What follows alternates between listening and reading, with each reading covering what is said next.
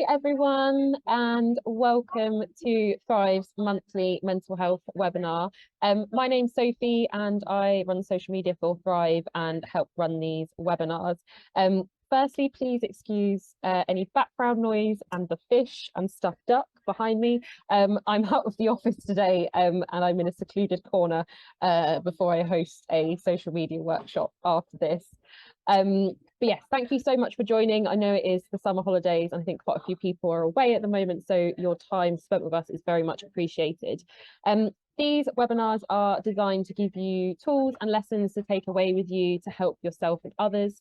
We're alternating between mental health and neurodiversity topics. This is an interactive session and there'll be time for questions at the end. And if you have any throughout the session, please do drop them in the chat box and we will come to them at the end. The session's also being recorded and it will be available to catch up with in case you need to dash off or in case you do miss it.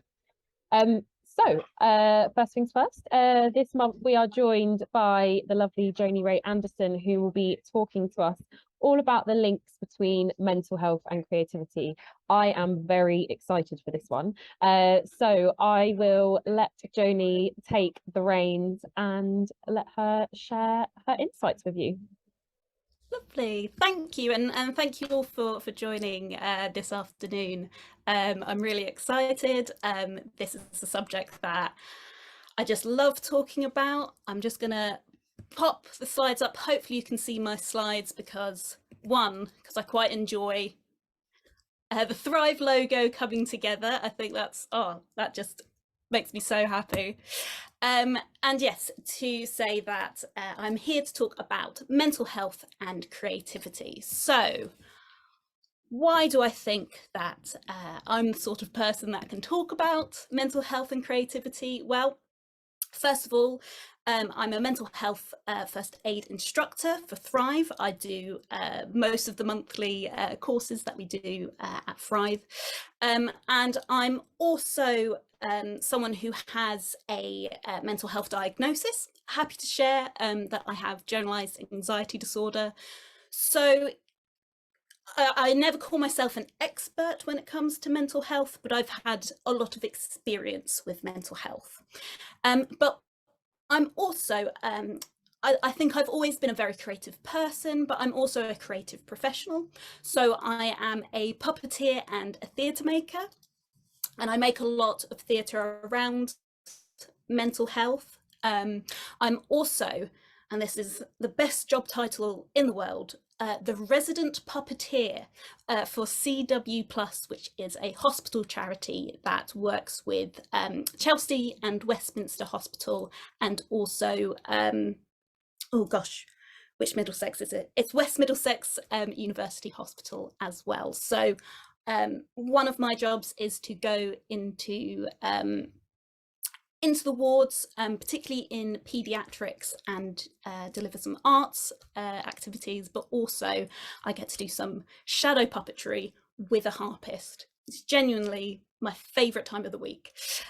So these are two, parts of my life that really, when they intertwine, it makes me really happy. So today I'm really pleased to be talking about both of those at once. Just to be a little bit confusing as well, when I do a lot of my creative stuff, I go under the name of Joni-Rae Carrick. That's my maiden name. I've done a lot of work before I got married, so I kept that for a lot of my creative stuff. So some of you might have noticed, particularly on Instagram, that's the one name that I go under. But Anderson, Carrick, they're both. Joni, sorry, yes. Your screen stopped sharing. That's fine. Can you still see me? Yes. That's fine. I wanted to just talk basically, so don't worry. Thank you very much. That does lead me back onto the slide, so I'm just going to be going back and forth.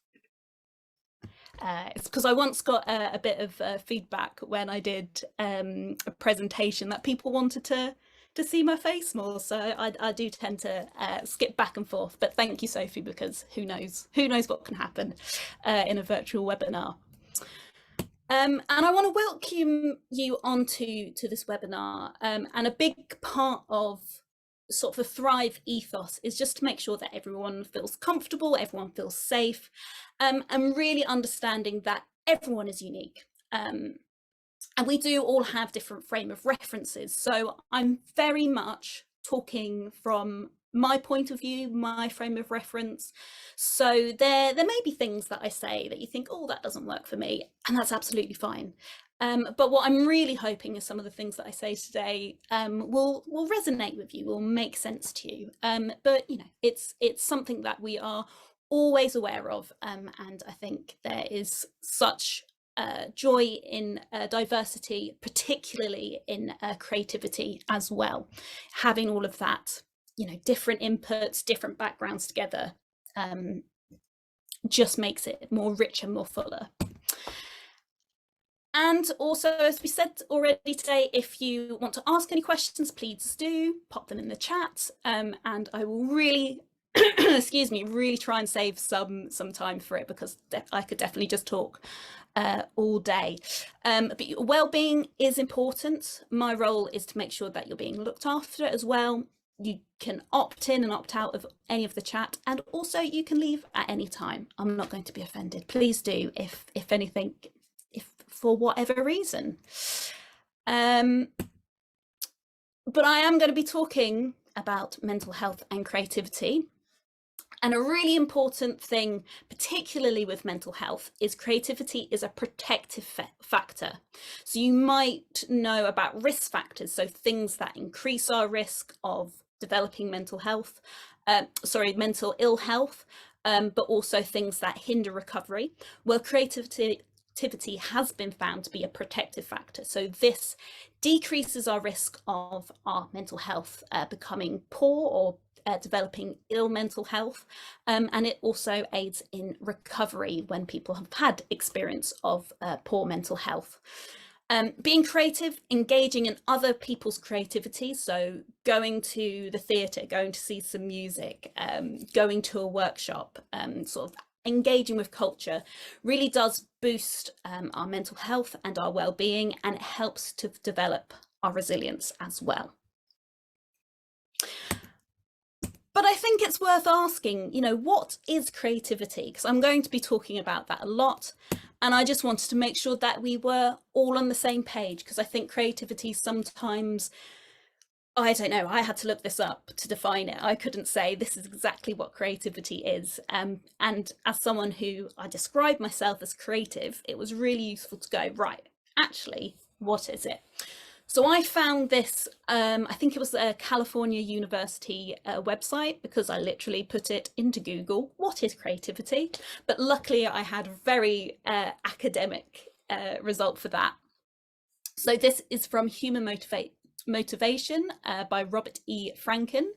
And he says that creativity is defined as the tendency to generate or recognize ideas, alternatives, or possibilities that may be useful in solving problems, communicating with others, and entertaining ourselves and others. And the three reasons why people are motivated to be creative: a need for novel, varied, and complex stimulation, need to communicate ideas and values, and need to solve problems. And I think that is, when we think about that in terms of how we can look after our mental health, you know, thinking about how we do need stimulation. If we remember the lockdowns, how tricky that was, because for most of us, we were stuck in one place. You know, we couldn't go out, we couldn't meet our friends. And that's why a lot of people turned to creativity. It was something just to keep our minds going. Also to communicate ideas and values. I find it very useful as a way of expressing myself, you know, saying who I am, saying the story I've gone on, or other people's stories, and also to solve problems. I often think creativity is always problem solving. For me, making a puppet, for example, the problem is I don't have a puppet already, or the puppet is in my head, but it's not in my hands. So how do I solve that problem? Well, there's lots of steps to it, and each step is about solving the problem of, is this the right tool to be using? Is this the right shape? Is this the right color? All of those are very tiny little problems. But another sort of succinct way of looking at creativity is it's a phenomenon. Oh gosh, let's try that again. A phenomenon where something new and valuable is formed. And what I think is really important to note is when we talk about valuable, we're not talking about it in financial terms. It can be.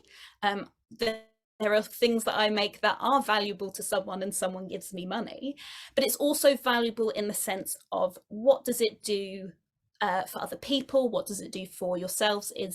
Does it help entertain people? Does it make people feel better? Is it a distraction?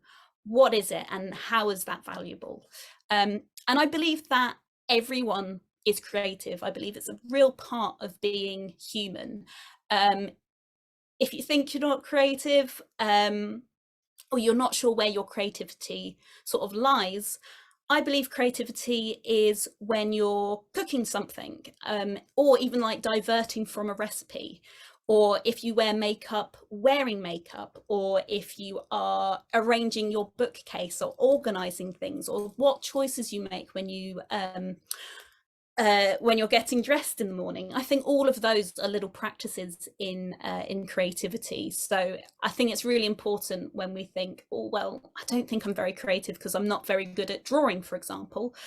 Drawing is such a small part of being creative. There's lots of different ways that we can be creative, and it's really important because it helps, I guess, to connect to ourselves, but to others. And I know I'm getting a little bit woo-woo, but I am very passionate about people finding what helps them feel creative, and just sort of opening it up. It's not fine art. It's not something that would be hung in a gallery. It can be a doodle that you do when you're on the train. That is being creative, and that, you know, should be celebrated and embraced.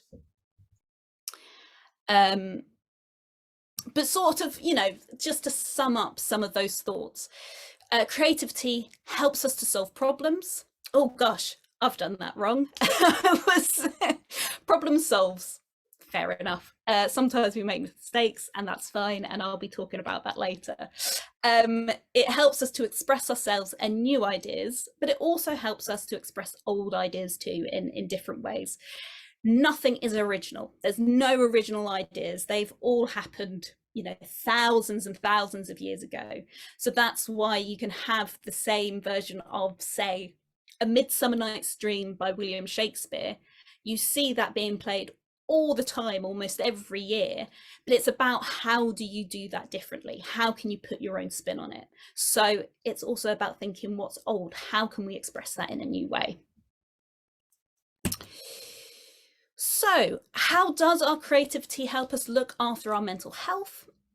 Well, when we really get into something, for example, embroidery, that's something that I do, writing poems, drawing, oh gosh, there's so many things that you could do, like I've just forgotten all of them. But when you're in that activity, it helps you to stay present with your thoughts, but also in the thing that you're doing. I think sometimes we sort of lose ourselves in an activity, especially when we've taken the time and we've sort of carved out a bit of time, carved out a bit of space, and we sort of allow ourselves, you know, put away our phones, try not to be distracted. We can really be present in just that act of making. It also helps us to get into the flow state, which some of you might have heard of. And if you haven't, here's a lovely little diagram that I found off the internet. So let me see if I can explain this. So flow is a state of being when you are doing something that is not too easy that you get bored, but not too hard that you find it really frustrating. There's this lovely, lovely middle bit that when you get to that, time passes really quickly. You know, you don't even notice how long you've been spending doing something. You get really involved in what you're doing. You start. It happens to me every so often when I really sort of try and get into into the thing that I'm doing, and it's a wonderful feeling. People who do sports also might experience this. So it's not just creativity, but it's something that obviously I've got a bit more experience because I'm not very sporty. But what is really important when we think about flow is actually sometimes you have to be in this area and also be in this area to end up in this area. So a good example of what that might be like if you think, oh, but I'm not very arty, I'm not very creative, is that in this area, it could be if you were doing painting, this could be doing a paint by numbers, something where you're told where to paint, you're told which color. Some people really enjoy that, especially if they, I know people that when they're feeling a bit burnt out, actually they do want to be told what to do. So they really love paint by numbers. I'm not saying anything bad about paint by numbers. But if you don't find that very stimulating, that's where you might be. But the thought of painting your own picture might be too challenging, might be really frustrating, and you might end up sort of in this area of the chart. But something like an adult colouring book, where you get to choose the colours, the pattern, the combination of colours, might let you sort of end up in this lovely flow state.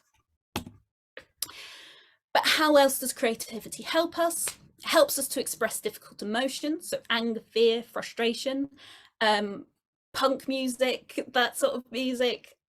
So much of it comes from anger and in expressing that, and you get some really interesting songs. But that is about sort of channeling those difficult emotions, and you get something. I guess it depends on your opinion, but you get some cracking music out of it.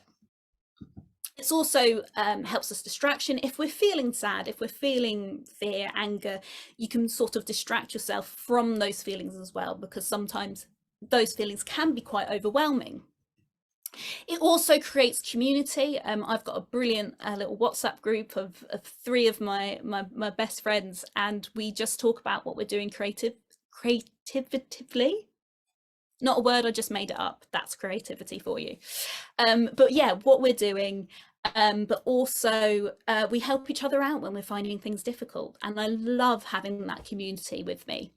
It gets us away from our phones, can't be on social media, can't be doing any of that when we've got our hands full of something we're making.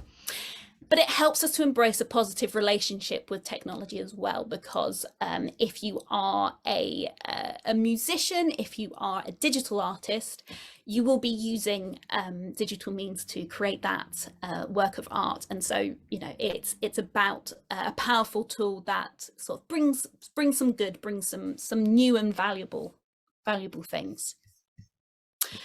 But what stops us from being creative? Perfectionism, trying to get everything perfect, thinking that you can only be creative if you are good at it. You can only be creative if you make money from it. Wanting to be good really quickly, so not being in that challenging state, but actually just like, I want to be good at this thing now. But also I think the pressure to share your work, sometimes that can make people go, oh, but I don't want, what if people laugh at it? What if people make fun of it? What if, all of these sort of like, oh, what if the sort of perception that someone might have of it? And I think when we look at this, the thing that stops us is negative thought patterns and negative perceptions, rather than the creative act itself. So there's things that we can do for our mental health. It's funny because creativity helps us our mental health, but we have to help our mental health to be creative as well. So challenging those thoughts and trying to replace them with more balanced thoughts can be really helpful. So we can focus on the process and not the product.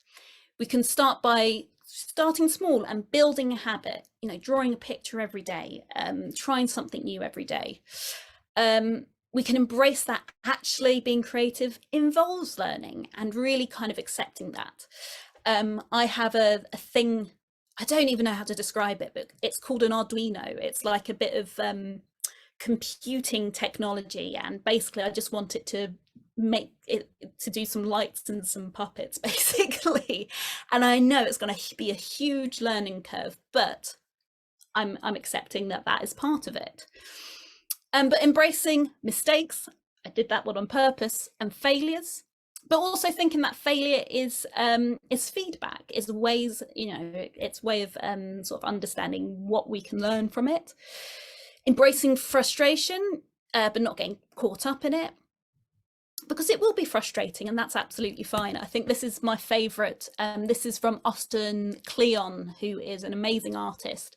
And he says, this is the life of a project.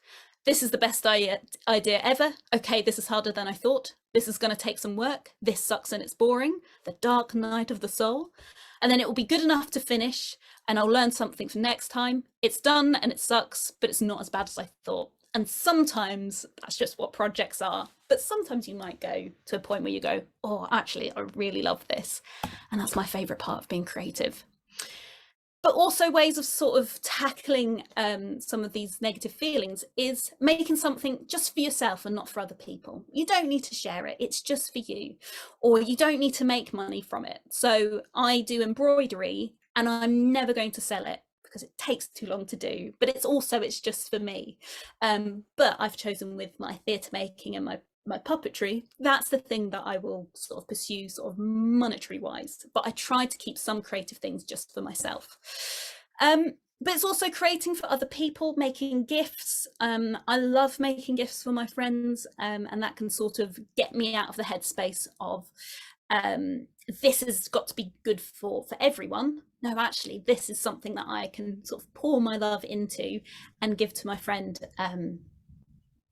Sometimes that can help with worries about creativity. Oh gosh, you know what? We're already at 25 past almost, and I haven't even got onto my journey. But if I go really, really quickly, and you can find out things on my website. I'm also on Instagram. I'm on Twitter, but I don't use it, but I stick mostly to Instagram. But as I said, I'm a theatre maker. I make theatre about mental health.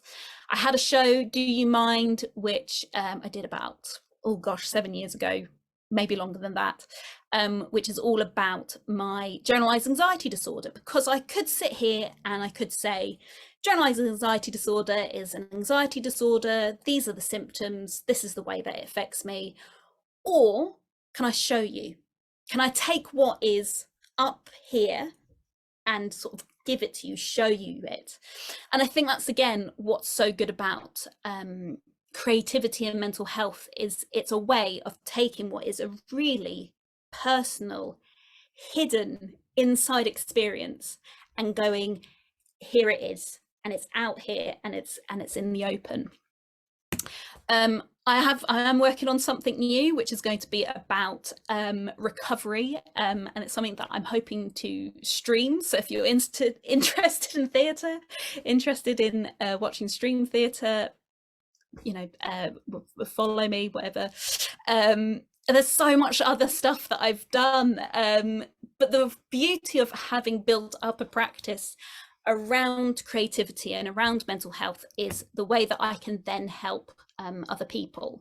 So this is based on a lockdown project that, again, if you go on my Instagram, you'll see, called Touchy Feelings, where I was looking at how to explore feelings through paper and card craft, to sort of just go, this is what's happening inside me.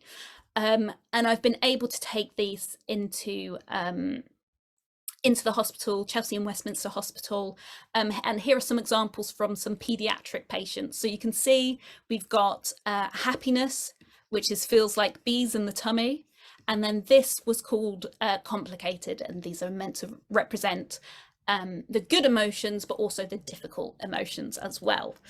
I wish I could tell you more about that, but there we go. I think I should answer some questions instead. I don't know, hopefully that was interesting. Oh no, that was so good. And I was really looking forward to this because it resonates so much with me, because I think during lockdown, everyone seemed to get into this headspace of like, oh, I need to do something to like occupy myself, and suddenly we had all this time for creative stuff. So like my mum took up painting, like she does, and she still does the art classes. I taught myself calligraphy, and and then when life kind of like started again, I thought, like, we don't know when you know, we don't do this, we do it when we're kids, but we don't engage with it as like as adults, and it's so important. And I think as well, we're in a, like, you know, the world is sort of pushes the message of we've got to monetize everything we do, or we have to be good at everything we do. There's not enough like, actually, I just draw or paint or, you know, make things because I enjoy it, and and it should be fun, yeah, you know. And exactly. I always describe myself as sometimes I get paid for playing with my toys, because it's exactly what I was doing as a kid. And I like to embrace the fact that I did all of those things as a kid. My brain loved it. My brain grew with that. So I'm going to continue doing that, because that's what my brain that's what my brain likes. So I'm very, very lucky, and very, very grateful for what I can do. Yeah, And no, it's other people amazing. as well. Chesy says, we'll take some questions. So guys, if you do have some questions, please do whack them in the chat box. But Chesy's got a great one. How do you manage the guilt that comes from spending too much time being creative when the to-do list is so long? Oh gosh, Shezi, I really wish that I could just say, you just do this. Yeah. It is, you know, it is really tricky. I think for me, I try and make sure that it's a bit little and often. Sometimes it's a bit tricky with me because some of my work is very creative, and so that's part of the to-do list, which is great, especially when it's like, I need to make a Moana shadow puppet today, and that's what I do with my day. Great. But when it's with, I guess the guilt comes from the time that we spend with our families. And yeah, you know what, I find that really tricky. And I think it's just, I guess sometimes it's just sort of giving yourself a little bit of a time limit, you know. As much as I'm like, you get into the flow state and then you just go on for hours, I think sometimes doing a bit of little and often, and not constrained, but I guess, yeah, like, what's the word, consistent, and knowing how much time that actually, I've heard that you can then almost train yourself to get into that flow state. It sort of get into it much quicker, because you know this is the time to be creative. Some people I know will do, you know, they'll light a candle, or they'll play a bit of music, or they'll if they want to, they might bless the space. They might go, this is my time. So they can sort of get into that real creative space. But yeah, I think little and often, as building up that habit, and then your brain goes, brilliant, this is the time to be creative, and you can really sort of jump into it. Yeah, I listen to there's a really great playlist on Spotify called Iconic Soundtracks, and it's movie soundtracks, and I love it. I get like, it starts off with Pirates of the Caribbean, and I'm like, yes. Let's go. That's great, because that's really sort of emotional music, and I listen to a lot of music that is instrumental, because if there's lyrics I get distracted. But yeah, definitely if I've got some music, it gets me sort of moving a little bit, and then I'm like, yeah, this is so cool. So any sort of sensory thing that's not too distracting, trick the brain into going, now's the time to be, I'm in the zone. creative.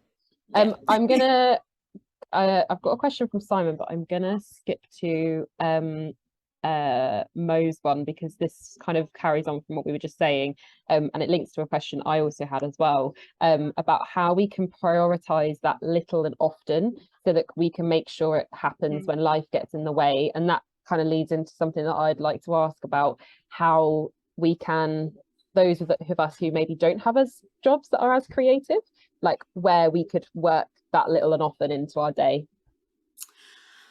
I mean, I guess it's going to be really different for everyone, and that's not just me copping out of answering that question.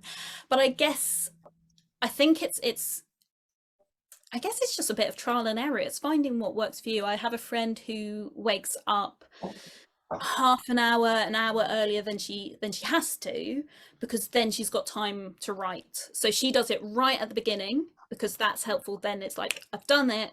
So if anything else happens, I'm not going, I need to find that time. I need to find that time. So she does it right at the start of the day. There's maybe, you know, if you've got a commute on public transport and things aren't too, it's hard because it's, you know, there's writing, there's painting, there's all of these different things of that sort of our creativity. But if it can be something that you can add to a commute, if you've ever done one of our sort of mental health first aid courses, we always talk about the happiness hour. And it's the same thing of like doing something that is self-care to help de-stress. And I think creativity can do that. And I would sometimes do that when I'd finished my work, do my little creative task, because then it's like, now I'm relaxing and I'm telling myself the work is finished. Now's the time to relax. So I think it's just,